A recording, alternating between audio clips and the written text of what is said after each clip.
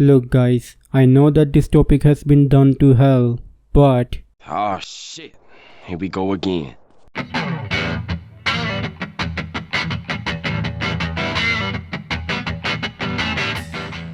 hello everyone, this is ICBis here and today we are going to talk about DC, what it was, what it is now and what will become of it. But before we do that, don't forget to hit the like and subscribe button. And I know that it's a topic that's been done to death and literally everyone and their grandma knows about the history of DC. But if you are a fan of DC and just want to revisit its history, its current state and its future, then I definitely think that it's a good video for you. With that said, let's talk about the history first. We have to mention that it was Zack Snyder who first hoisted the DC EU flag. The year was 2013 when Man of Steel took flight. A mixed bag for most. It ignited debates, sparked fandoms and left us divided. Some loved it for its boldness while others yearned for a touch of Kryptonian charm. I on the other hand liked the movie for its realism. I think the real problem started with Batman vs Superman Dawn of Justice. I think a lot of people know that Zack Snyder was cut loose from DC EU because the producers did not have faith in his vision for the DC extended universe. But that's where my conspiracy theory comes in. I think the producers didn't like Zack from the beginning, and you can see how Zack tried to put so many trailers, or you can say cameos, in Batman vs Superman. You have Aquaman, Flash and Cyborg cameos, characters who had ultimately nothing to do with the plot of the movie, but they were still there. Now most people would assume that he added those to impress the fans, but that's where my conspiracy theory comes in. I think he added those as a showcase to impress the producers. You can see how Zack Snyder was on thin ice from literally the beginning. But I think the box office of Batman v Superman also didn't help Zack. While I do think that Warner Bros made a profit from that movie, but I also think that the movie fell way below their expectations. That you could say was strike 2 for Zack Snyder. Now comes the Justice League, which was the third strike for Zack Snyder. Zack Snyder was never able to finish directing the Justice League movie because of a personal tragedy, and understandably he stepped down from that position. Now I assume that Warner Brothers looked at what Zack had done so far and just thought that it was some dark, gloomy stuff as same as Batman vs Superman, and they didn't want that. They wanted their own Avengers. So what do? They bring in the guy who made Avengers in the first place. They bring in Joss Whedon. It was at that moment when DC destroyed their own franchise. Joss came and he Whedoned the hell out of that movie. Justice League was an absolute disaster. Now in my opinion, one of the biggest reasons why Justice League was a disaster was because the producers told Whedon to limit the runtime of the movie to 2 hours, including the end credits, which is absolutely insane. You had to juggle so many characters in that movie. It was not the kind of movie that you could have told the story that it wanted to in 2 hours. Not in the least bit possible. So yeah, that movie bombed. Now there was some pressure from the fans, so Warner Brothers allowed Zack to film and release his version of the movie, which was far better compared to the original 2017 version. Zack Snyder's version clocked in around 4 hours. This version of the movie gives a lot of depth to characters, mainly Cyborg's character benefits a lot from this version. It was still ultimately the same story, just told in the better way. While all this was happening, Warner Bros were doing their own experiments with other standalone movies like Aquaman, Joker, The Batman, and against all odds, Aquaman made over $1 billion, which I kind of expected that movie to do well considering it had a good director, but even I could have never expected that it would break $1 billion.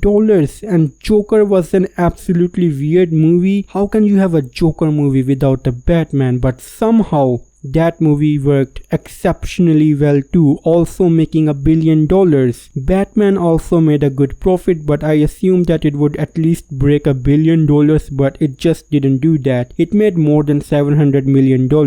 I think it might have come from a confusion that you already have a Batman in the DC EU version and now you have a standalone Batman movie. I mean, I like Batman as much as the next guy, but did we really need another Batman movie? I watched the movie. It was a good movie. I enjoyed it. But seriously, did we really need another Batman movie? I really don't think so. but that's just my opinion. While DC had some success with some movies, there were some massive stinkers as well, like Wonder Woman 1984, which to this day I wonder what DC executives were smoking when they made that movie. There was also Shazam 2 and Black Adam, which also didn't do well financially, but I liked the movie fine. Which brings us to present day with Flash and the Blue Beetle. The Flash was a big flop when it came to the box office, but I did enjoy the movie. I already made a review on that movie and I even discussed potential reasons why it failed. I have not watched Blue Beetle yet, but from what I hear, it's a good movie, but it still isn't doing too well at the box office. At the time of this video, that movie's box office is sitting at almost $82 million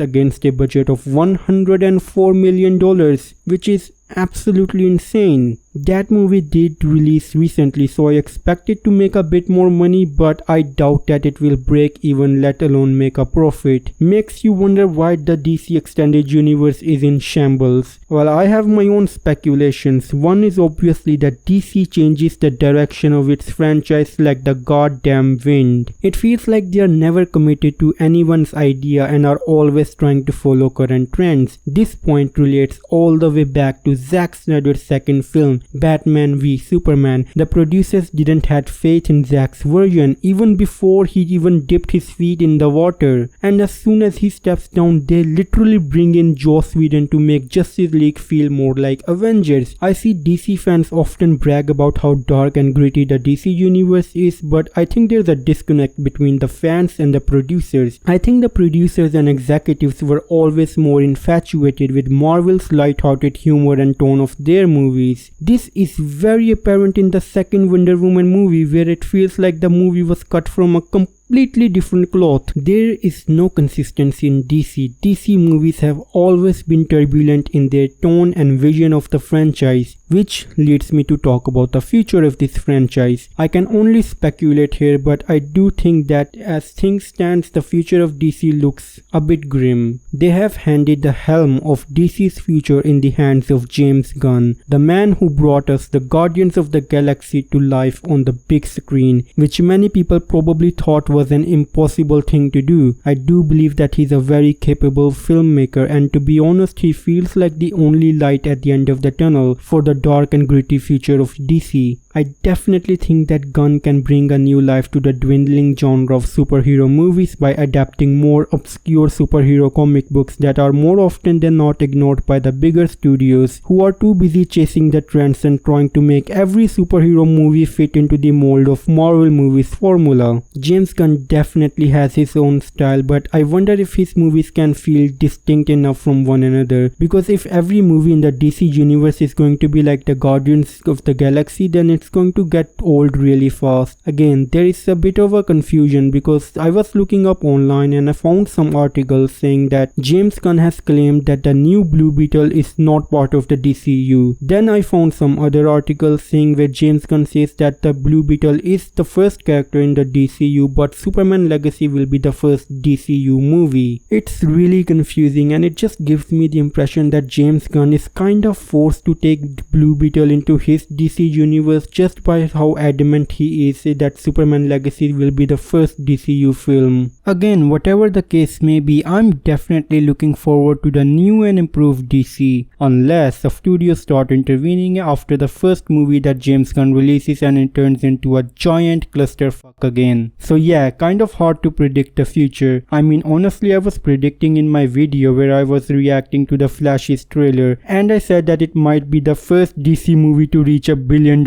in a long time. We all know how that turned out, which just goes to show that it's really hard to predict the future, but speculation is always fun. With that said, this is it for this video. Let me know your speculations for DC's universe, and as always, it's time for a goodbye.